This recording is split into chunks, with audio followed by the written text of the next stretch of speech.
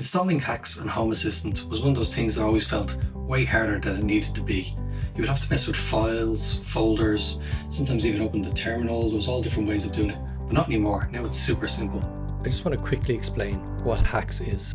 HACS is the Home Assistant community store. It gives you access to hundreds of custom integrations, themes, UI components that aren't available by default. So if you're wondering how people got those super clean dashboards or really powerful custom integrations, there's a good chance it was through HACS.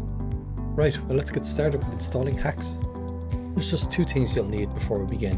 One is access to Home Assistant and the other is a GitHub account. I'll leave a link for GitHub in the description below.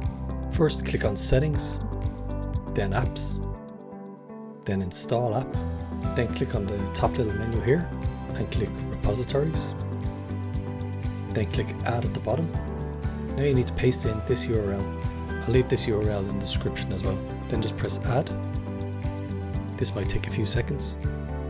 Now that you have that added, you need to click on Settings, click on Apps, Install App, and then just search for the app at the top by typing in HACS. Then just click Install. This might take a few minutes to install, depending on how fast your system is. Once it's installed, then just select Start on boot so it starts each time, and then press Start.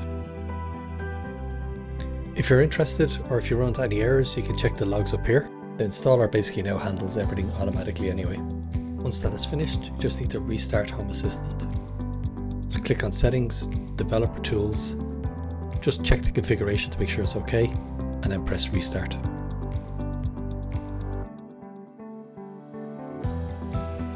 Once it has restarted, click on Settings, Devices and Services, and then Add Integration.